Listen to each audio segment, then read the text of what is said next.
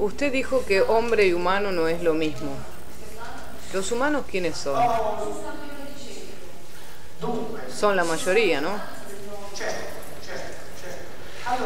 ¿Qué diferencia hay entre el hombre y el ser humano? Es un poco el asunto. No hay uno más lindo o uno más feo, uno mejor o uno peor. Son dos cosas diferentes. Es como si yo dijera que la serpiente es mejor que el cocodrilo. No, son distintos. Es decir, uno está hecho en un modo y el otro de otra manera. Una vez en una hipnosis profunda, le pregunté a una parte anímica, le dije, ¿ustedes quiénes son? Y hemos venido aquí para jugar. ¿Y los otros que no tienen ánima en el contenedor? La respuesta fue inmediata. No sé de dónde vienen esos. La parte anímica considera a estos contenedores sin ánima algo distinto. Este era el primer punto. El segundo punto, la parte anímica considera hombres, en la traducción arquetípica de la palabra hombre, considera hombres no a aquellos que están hechos con dos brazos, dos piernas, etc., sino a todos los seres del universo, cualesquiera forma tengan, con ánima. Esos son hombres. También una araña con ánima. Para ánima es un hombre. Esto es algo que nunca hubiéramos pensado. El hombre no está solamente en este planeta. El hombre está también en otros lugares. Aunque esté hecho en modo diferente, es suficiente que tenga ánima. Por lo tanto, ánima está en otras criaturas. Esta ánima está también en otras criaturas. ¿Qué ánima llama hombres? Los que son ánimas son hombres. Continúo con una pregunta sobre el judaísmo. Dios creó un cierto número de ánimas. Me parece recordar que fuera un número definido. Sí, un número X, también para los egipcios. Es necesario recordar que la cultura hebrea deriva de la cultura egipcia. No se lo decimos a los hebreos porque se enojan, pero lamentablemente es así. Yo no puedo hacer nada. No es mi culpa. No lo digo yo, lo dicen los verdaderos históricos que estudian estos temas. Entonces, en la cultura egipcia están estas figuras de Ka, Ba, Ak y Ka-Ba, con H final, que son el espíritu, el ánima, la mente y el cuerpo. El Ba es el ánima y el Ka es el espíritu. Y a propósito del Ba, que es el ánima, los egipcios dicen claramente que las ánimas están contadas, no hay para todos. Algunos la tienen, otros no.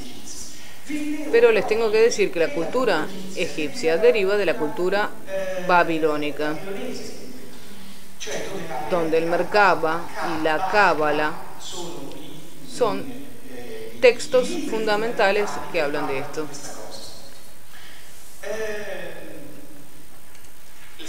Saben que los seguidores de Mahoma adoran una piedra, un meteorito que se llama Kaaba. No es casual que todos estos sonidos recuerden las dos partes fundamentales, ánima y espíritu. Y no solo, se puede agregar también una gran tradición alquímica. Pero volviendo a los babilonios, ya entonces ellos tenían este tipo de cultura y decían esto. Haciendo todavía otro salto, la cultura babilónica deriva de la cultura de la civilización del Valle del Indo. Si se desplazan un poco hacia la izquierda está la Mesopotamia, el Valle del Indo es donde está la cultura del hinduismo, donde se dice exactamente lo mismo. Por lo tanto, es cierto que los hebreos lo dicen, pero en realidad ellos lo han tomado como noción de sus antepasados. Efectivamente parecería así.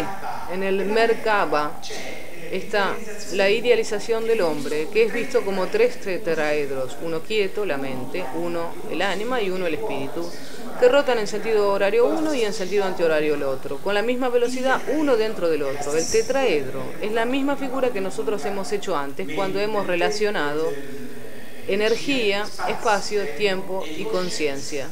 Si ustedes conectan estos 4 puntos, resulta el tetraedro.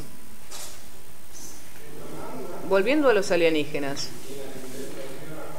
quería hacerle una pregunta.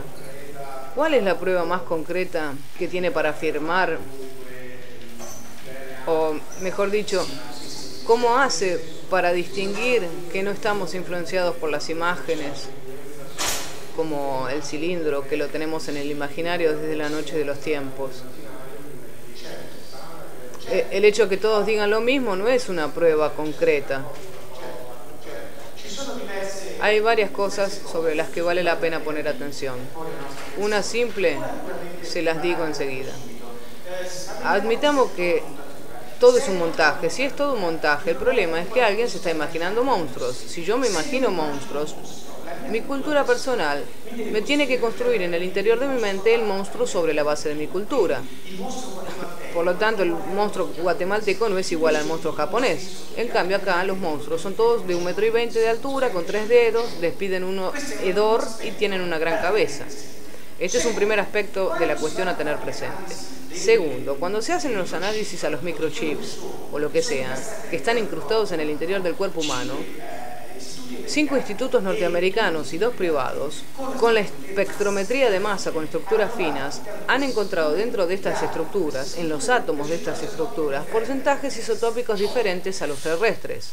Es decir, los elementos son los mismos porque son todos los 140 y pico de los elementos de la tabla periódica que son iguales en el universo. Pero en el interior del núcleo están los neutrones.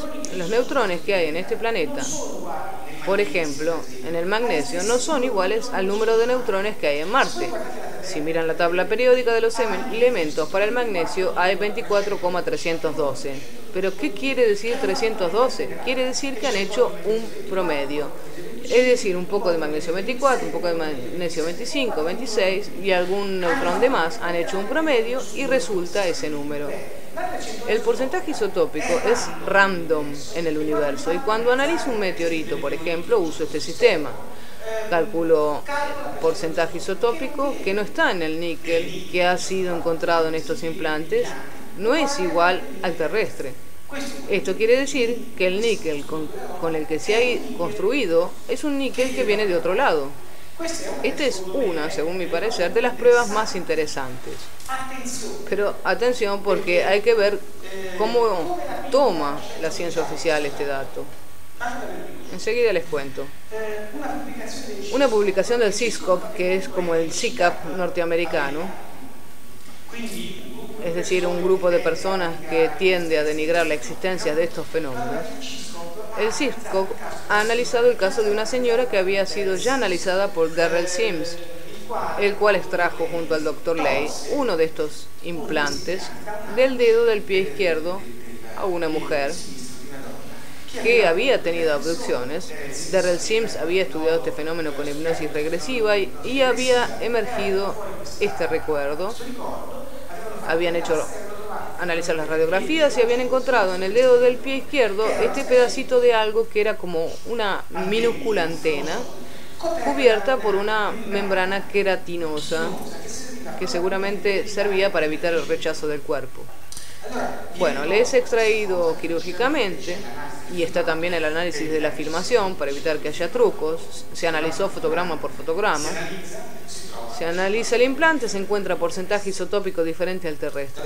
La mujer tenía experiencias de abducción reconstruidas en hipnosis, huellas en el cuerpo, el implante alienígena. ¿Qué es lo que dice el CISCOP? Y lo publica en la revista, que es una revista científica. Dice, esta mujer no tiene nada que ver con los alienígenas. Nosotros hemos entendido todo. Es cierto que la señora tiene este objeto con porcentaje isotópico diferente al terrestre incrustado en el pie. Pero un día, bajando de la cama, ha pisado un micrometeorito que se le incrustó en el dedo.